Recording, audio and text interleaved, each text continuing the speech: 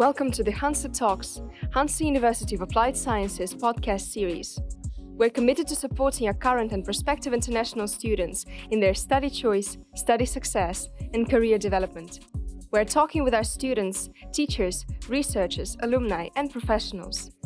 Follow us on Spotify and YouTube and visit our website, hanze.nl. Hello everyone and welcome back to HanzeTalks podcast. My name is Anna, I'm an International Communication Program alumna and I'm really glad to be your host for today. So in this episode we will dive into life after Hanze. And today I'm joined by our wonderful alumni, Fatemeh and Liza, and together we will dive into career development during your studies and also beyond. After all, the reason to study is to invest in your future self, in your future profession. So we will see live examples of how the careers of our alumni are working out right now. In the next half an hour, we will take a look at the labor market in the Netherlands, we will talk about the transition from studies to working life, and we will unpack plenty of interesting stories. But first of all, let's get to know our guests a little bit better. So, Fatemeh, would you like to start by introducing yourself?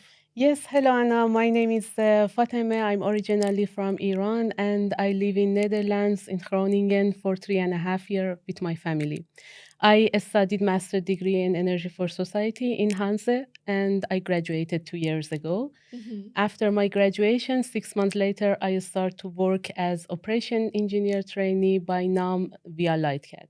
Okay, Yeah. and actually, as far as I know, NAM is also part of Dutch Royal Shell, isn't it? Yeah, that's correct. NAM is a joint venture of Shell and ExxonMobil. Okay, well, thank you so much, Fatemeh.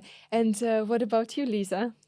Yes, hi, I'm Liza, and I have studied international communications at Hanze, graduated in 2022.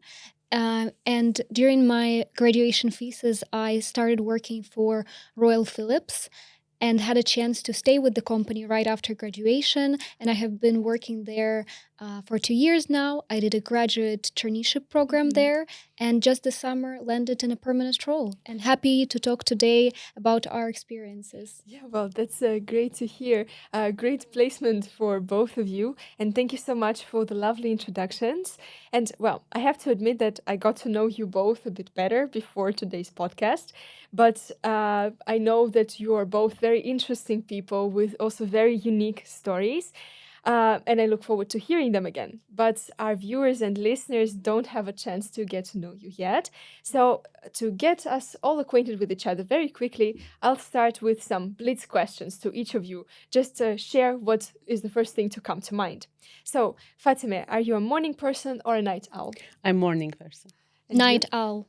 Okay. And well, a very Dutch question now. Biking or taking a bus? Taking a bus. Taking a bus.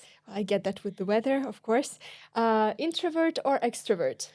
I could say mix of them, but more extroverted.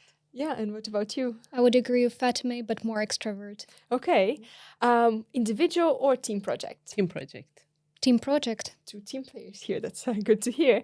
Structured or spontaneous? Spontaneous. Structured. Multitasking or deep focus? Multitasking. Multitasking. Okay. Are you a thinker or a doer? Doer. Doer as well. Working remotely or in the office? I prefer to work in office. Working remotely. Okay, well, I see we have some interesting mix of characters. And well, let's see how that plays into your actual career journeys right now.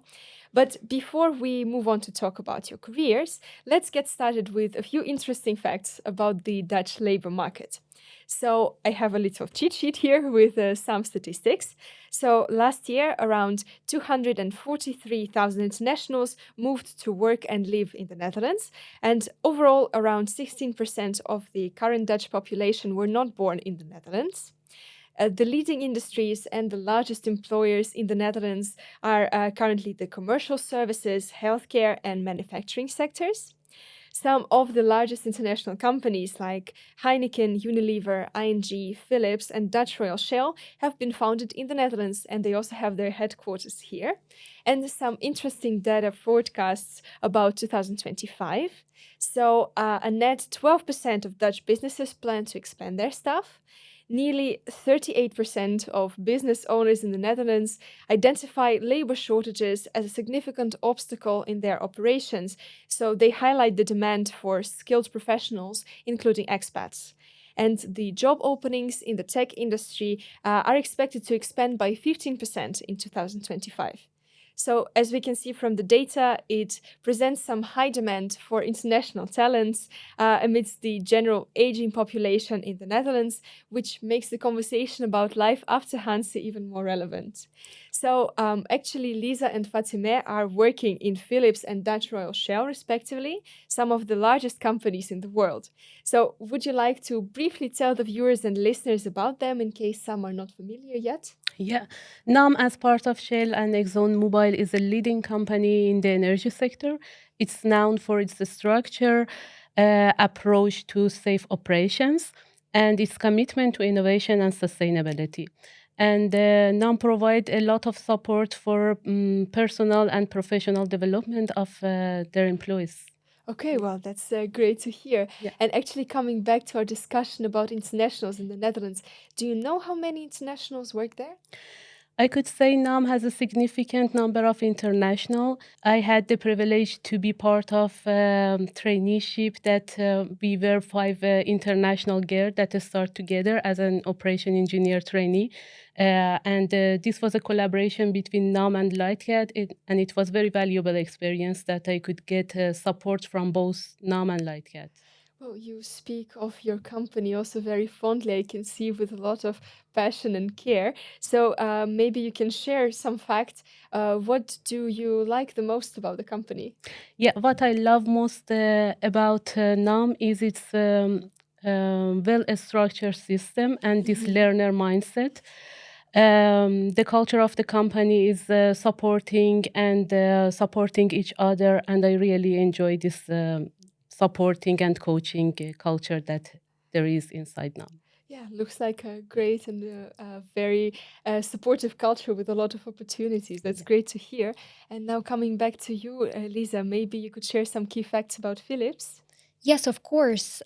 So Philips is a leading healthcare technology company focused on meaningful innovation. And actually, we aim to improve lives of 2.5 billion people by year 2030. So, Wow. big goal. And in terms of international employees in the company, actually, in 2023, Philips has been part of Forbes list of one of the most diverse organizations. And yeah, I think that's quite accurate because, as far as I know, from the recent article that I read about our from our Philips Netherlands president, she mentioned in her article in a Dutch newspaper that from 70,000 people that work globally in Philips, around 10,000 of them work in the Netherlands. And out of those 10,000 people, around 73% of them are Dutch, and around 27% come from all over the world. And what is particularly interesting about it is that around 900 people in the Netherlands working in Philips are actually knowledge migrants like me.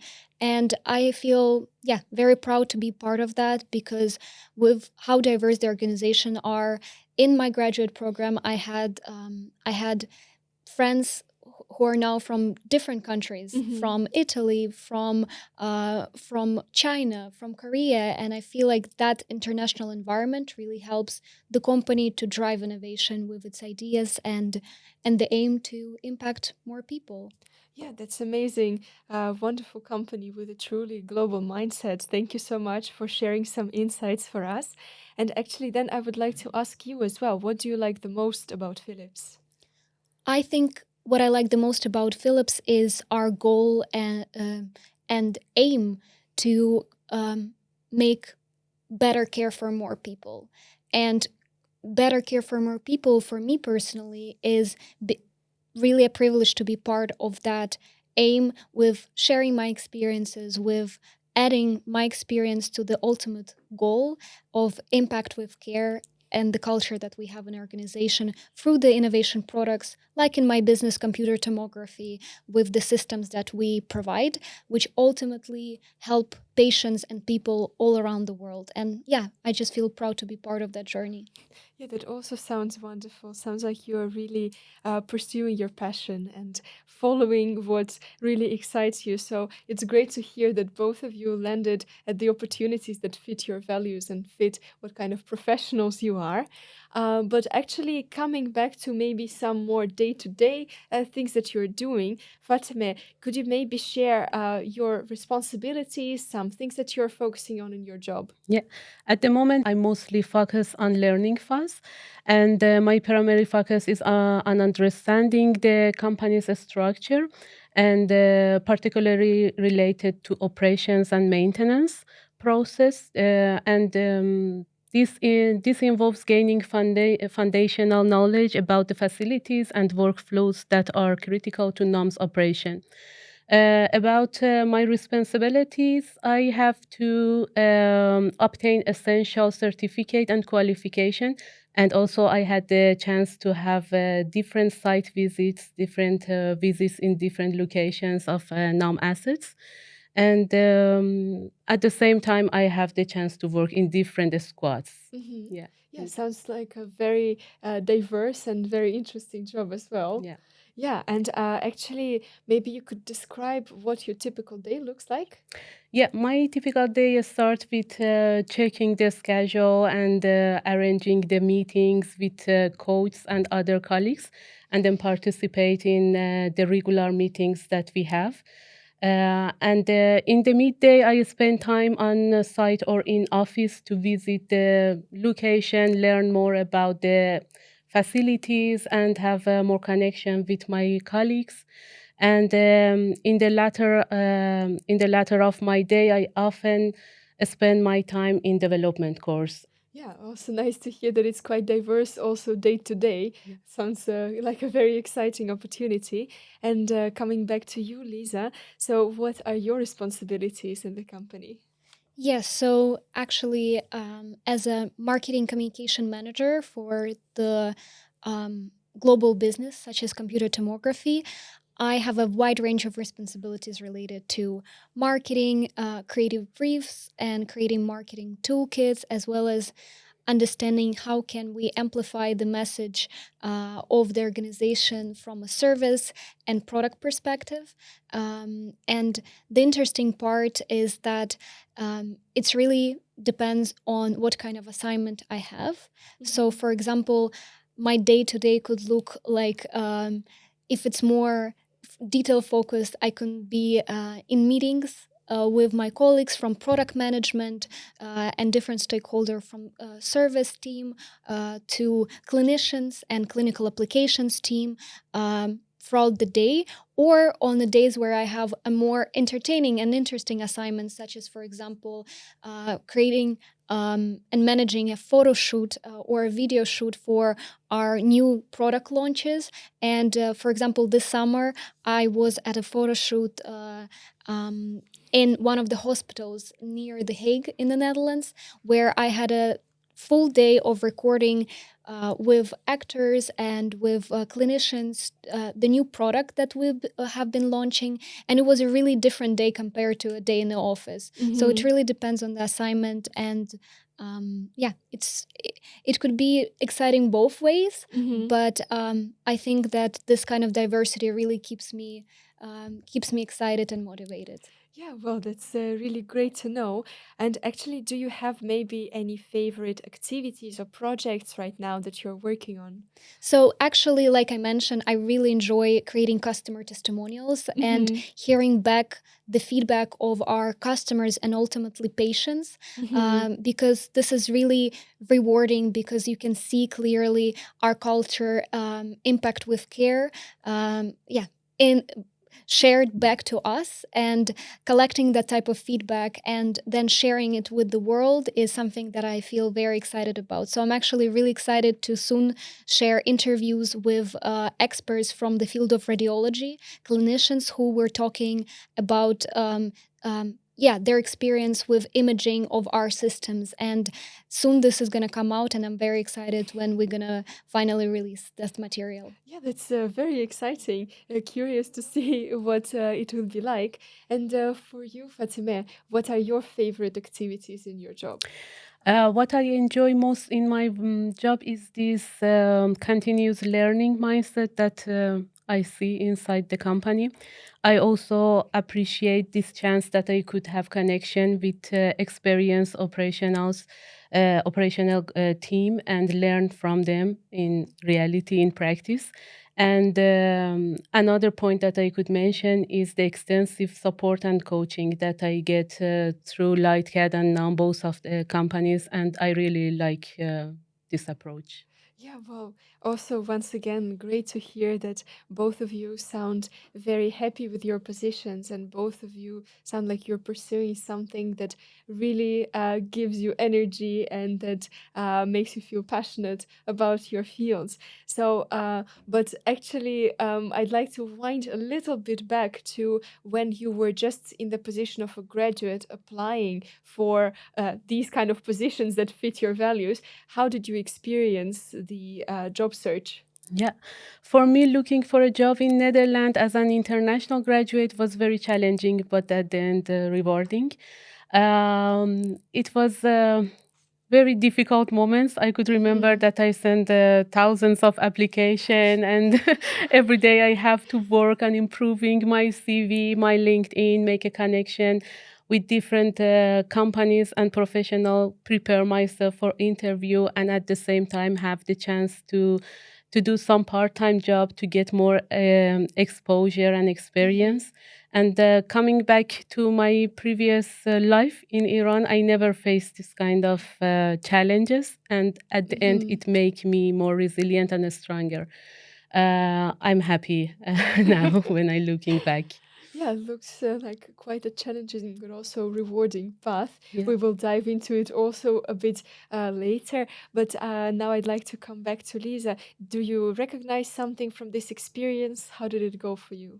I totally recognize everything that Fatima said. For me, it was also many applications for different Mhm. positions while I was applying for a graduate internship when I was writing my thesis. And after many rejections, that one position that I landed into ultimately was really the right fit for me. And I consider myself lucky, but I think it was a lot of work that I was put before that and a Mhm. lot of experience that I gained before. So I think I mentioned that I also had a part-time job while I was studying, and I think Mhm. my skills and everything that I gained, expertise, mentorship that I got during my time of studying at Hanze, I think was crucial for me to get the landing spot in Philips because I already had working Mhm. experience in the Netherlands prior to finding the job out of college or out of university. So for me, I think that was a crucial bit.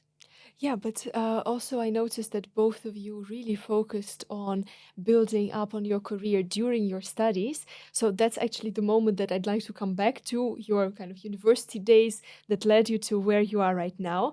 So, do you feel like what you are currently doing in your professional life matches the university experience, or is it different? How do you see it? I do think that it matches a lot. I think during my studies, we practice a lot project work, and all of my projects right now are with big teams and Mhm. many stakeholders, and it all feels like project work. And things that I was doing during my part time job while I was studying was also marketing communications. Mhm. And for example, creating marketing toolkits that I'm doing right now is exactly similar to what I was doing at Hanze and during my part time job here. And I think that experience really helped me with the skills with transition my skills to the field which was completely not connected to education, for example. Yeah, well, that's great to look at those transferable skills indeed while you are working on your career development so you can see what you can take from your university life to your professional life as well. And actually, Fatemeh, how did you experience this transition? Yeah, for me, studying in Netherlands was a step back to take a bigger leap forward.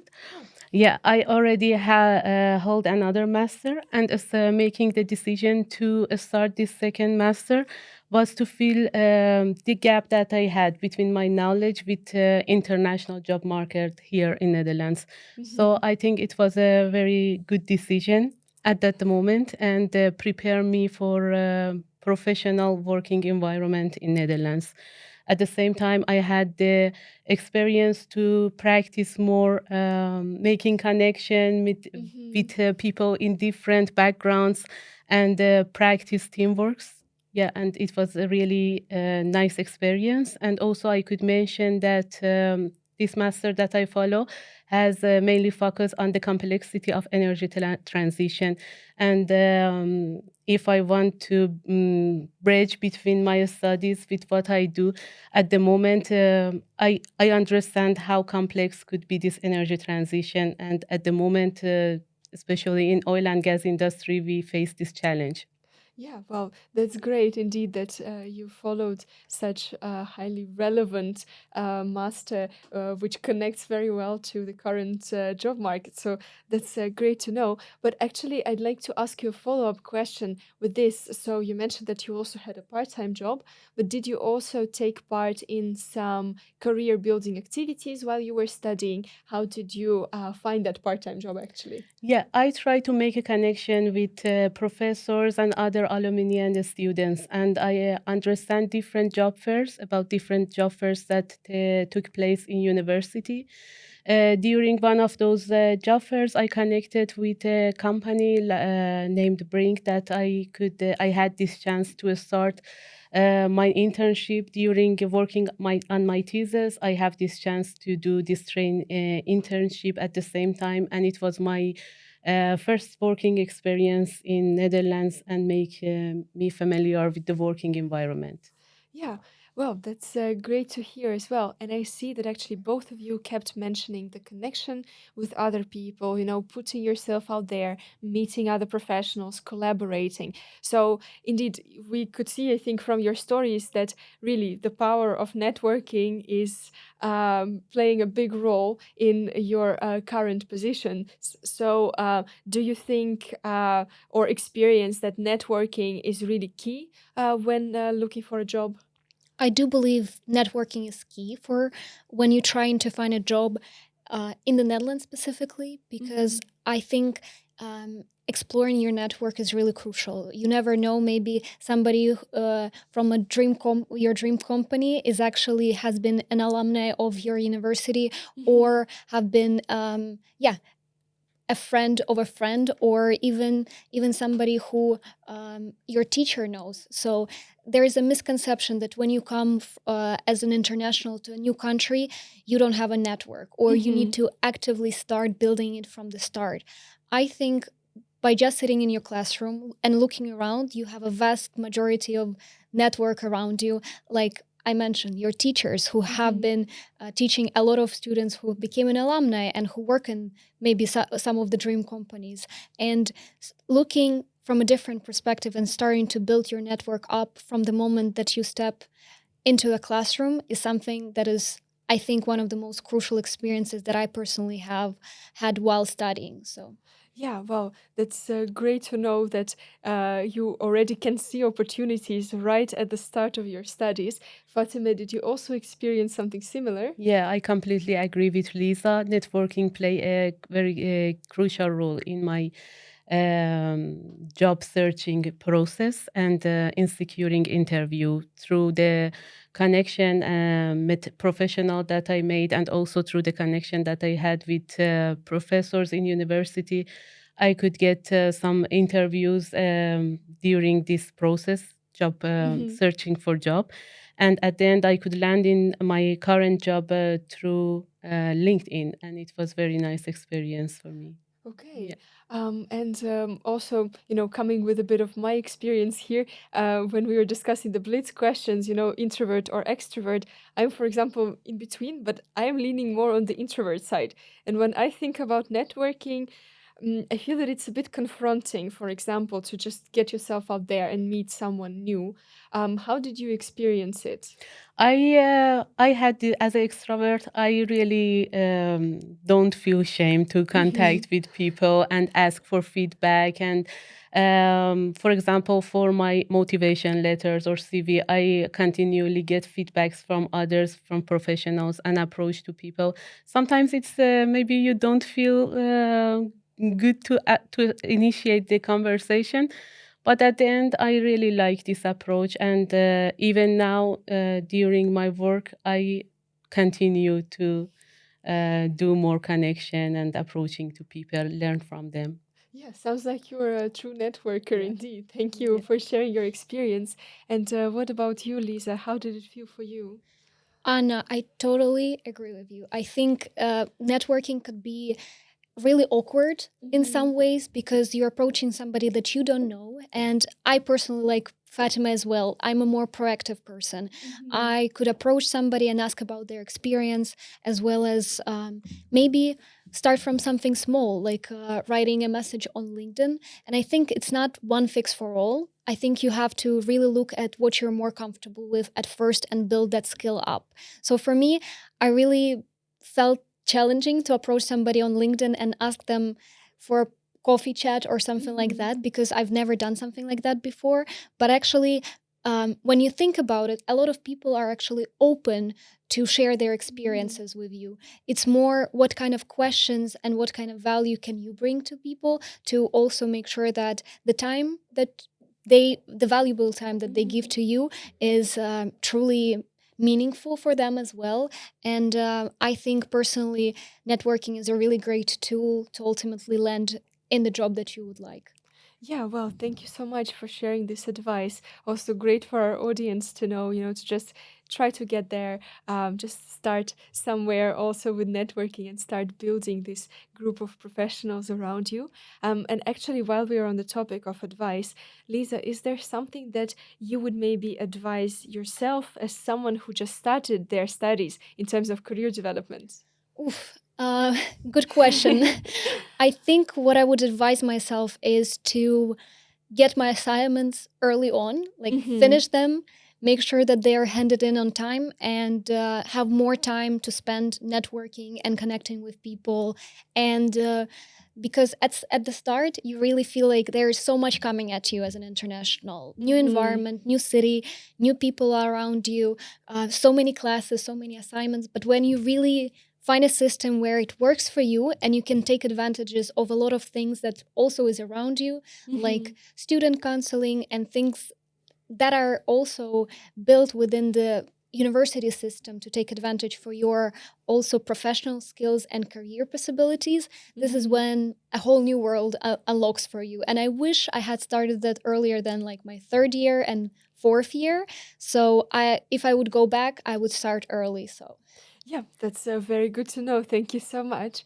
And regarding you, Fatima, what would you advise yourself? Yeah, I advise the same. I would advise a fresh graduate to start to do networking early, embrace challenging, and get an advantage from the resources that your university provide for you.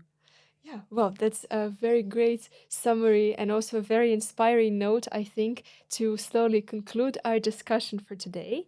So, thank you so much, Lisa. Thank you so much, Fatemeh, for sharing your stories and also inspiring all of us with your career journeys. And I wish you the best of luck in your professional projects. And also, I hope that you can find even more interesting professionals to connect with and also to broaden your network with. And of course, a great thank you to our viewers and listeners for joining us today. So, if this is your first time watching us or listening to us, you can find all of our other episodes on YouTube and Spotify. And also make sure to follow us on Instagram, TikTok, and Snapchat to learn more about our study programs, to hear more stories from our current students and from our alumni, of course. We are always glad to get in touch with you, so please feel free to reach out to us if you have any questions. We're always there for you. And I hope you enjoyed this episode and see you in the next one. Bye.